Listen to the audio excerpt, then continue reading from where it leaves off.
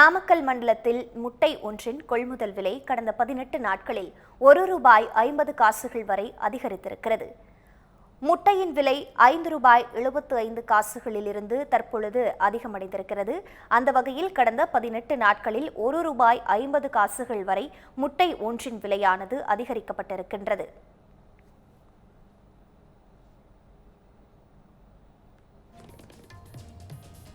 நாமக்கல் மண்டலத்தில் 1000க்கும் மேற்பட்ட கோழி பண்ணைகளில் சுமார் 6 கோடி முட்டை கோழிகள் வளர்க்கப்படுகின்றன. இங்கு தினசரி சுமார் 5 கோடி முட்டைகள் உற்பத்தி செய்யப்படுகின்றன. முட்டைக்கான கொள்முதல் விலையை தேசிய முட்டை ஒருங்கிணைப்பு குழுவானது தினசரி நிர்ணயம் செய்து வருகின்றது. இந்நிலையில் முட்டை ஒன்றின் பண்ணை கொள்முதல் விலையானது ₹5.75 5 காசுகள் உயர்த்தப்பட்டிருக்கிறது. அதன்படி முட்டை ஒன்று ₹5.80 விலை நிர்ணயம் செய்யப்பட்டு விற்பனை செய்யப்படுகிறது. நாமக்கல் மண்டலத்தில் கடந்த 18 நாட்களில் ₹1.50 வரை விலை உயர்த்தப்பட்டுள்ளது.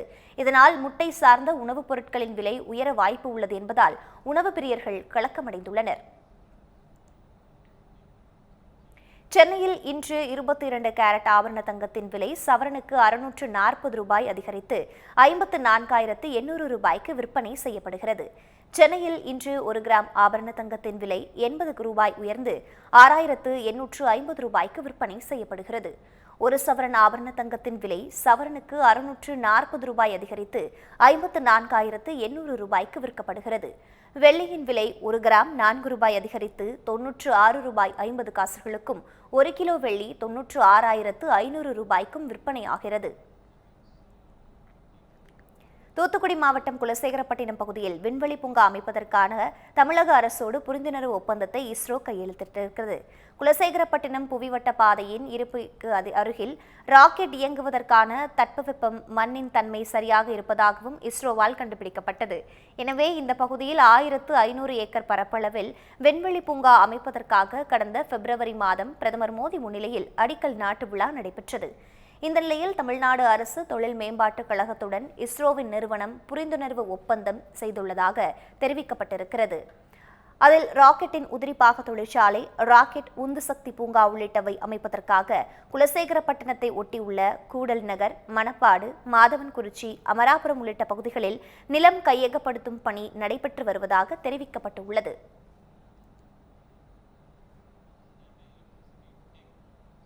தமிழக அரசு வழங்கும் 100 யூனிட் இலவச மின்சாரம் நிறுத்தப்படும் என தகவல் வெளியான நிலையில் மின்சார வாரியம் அதற்கு விளக்கம் அளித்திருக்கிறது.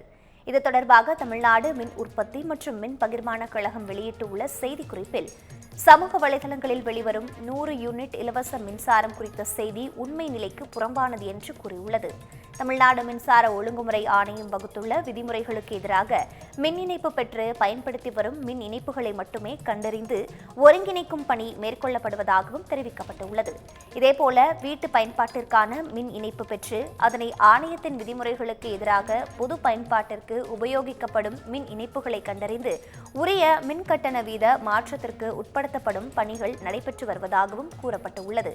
எனவே ஆணைய விதிமுறைகளுக்கு எதிராக பயன்பாட்டில் உள்ள மின் இணைப்புகளினால் மின் வாரியத்திற்கு ஏற்படும் இழப்பை தடுக்கும் நோக்கத்தில் மேற்கொள்ளப்படும் இத்தகைய நடவடிக்கை மக்களை எந்த விதத்திலும் பாதிக்காது என தெரிவித்துள்ளது. ஆகவே வீட்டு பயன்பாட்டிற்கான மின் இணைப்பிற்கு தற்போது வழங்கப்பட்டு வரும் 100 யூனிட் இலவச மின்சாரம் நிறுத்தப்படாது என தமிழ்நாடு மின்சார வாரியம் விளக்கம் அளித்திருக்கிறது.